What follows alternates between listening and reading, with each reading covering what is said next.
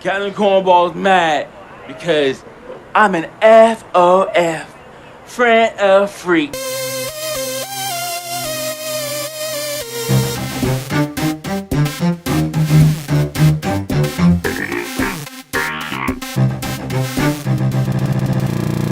Welcome back to Cartridge Based Radio. This is Brad, and I'm once again joined by Donald, and we are doing another of the What Did You Play segments. So, without further ado, let's just jump right into it. Donald, what did you play this week? I took your advice, Brad, which that may or may not be a good idea. It's never a good idea to take my advice. You should know that by now. We've been doing the show for over a year.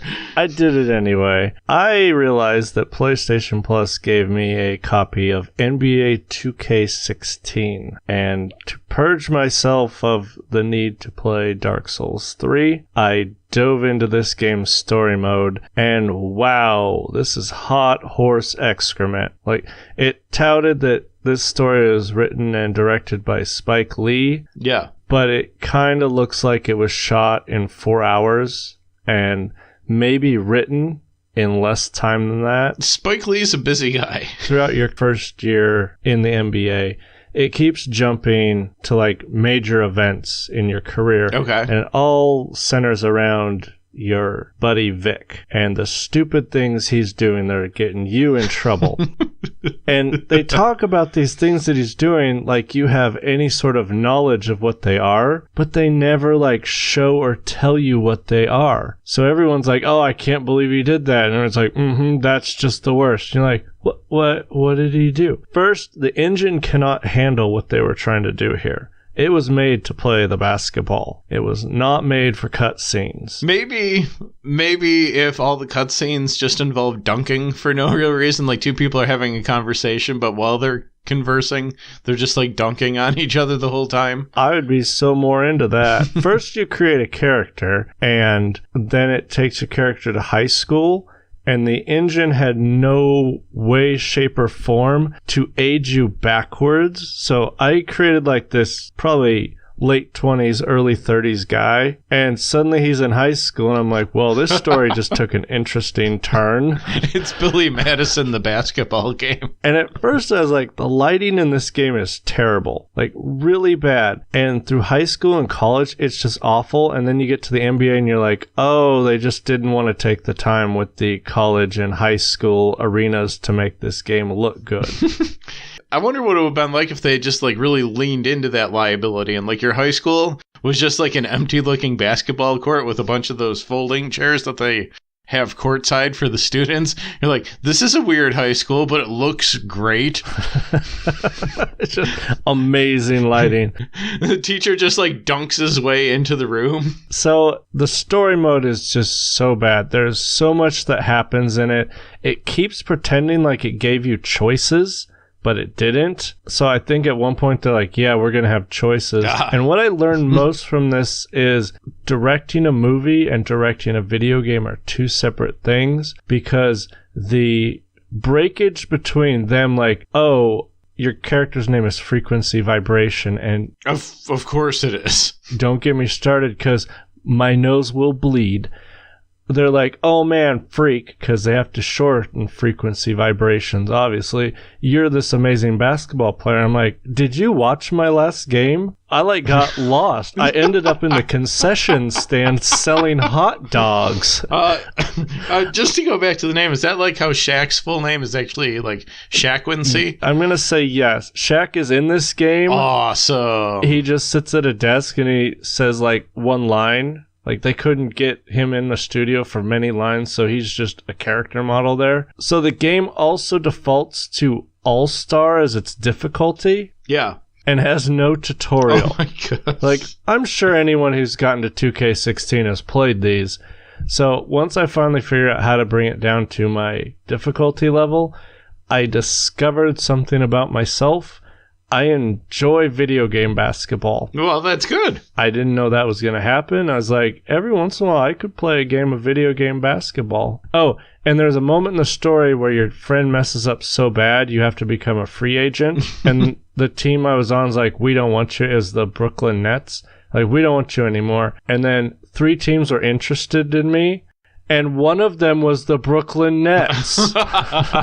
They're just trying to teach you a lesson. They were offering me more money and more playtime. I was like, okay, guys. So I used NBA 2K16 to purge myself of my need for Dark Souls. Cool. So I got to pick my next game, and I picked Demon Souls. Of course you did. I'm broken, Brad. So we can probably look forward to hearing all about that the next time we do this segment. Mm-hmm. Also, I decided to play a parallel game, Slain Back from Hell. I just started it, but it answers the question, what if Lemmy was in hell with a sword? More on that later. I guess 2 weeks from now I can say, well, it's time to play the game. So that was your week. Sounds like you had a good time with NBA 2K16 in spite of all your misgivings. My wife was sick this past week. She was like pretty ill. She didn't get out of bed much, which means that I had most of the house to myself, which means that I spent the week playing Dead or Alive 5.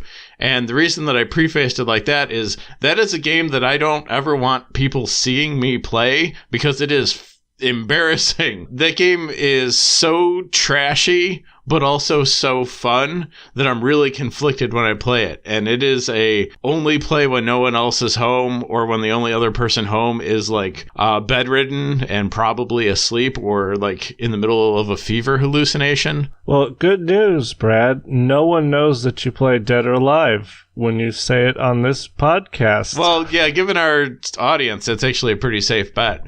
But Dead or Alive 5 is super fun. It's probably one of the best 3D fighters I've played. The control in it feels so intuitive that, it almost doesn't even feel like you're pressing buttons. You just like think something and it happens on screen almost. I mean, it's not mind-reading technology. You really are playing it like a normal game, but it's just so intuitive that it just feels like it's directly from your brain through your fingers into the game, even if it's a character you're not even that familiar with. It's that intuitive. It's super fast-paced. It's well-balanced, and it is just complete sexist garbage.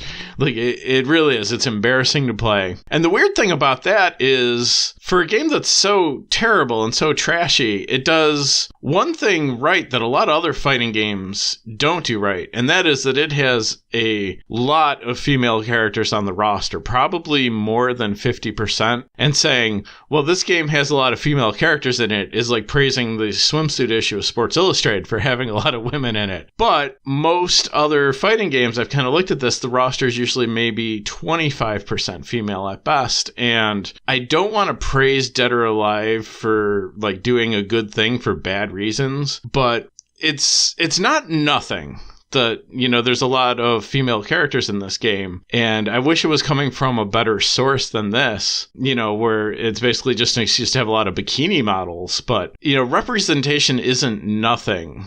For what it's worth, half the roster, just like our society, half the roster is women. Now, if they could just get the blatant sexism under control, they might have something that everyone can play without the curtains drawn. And loads of shame.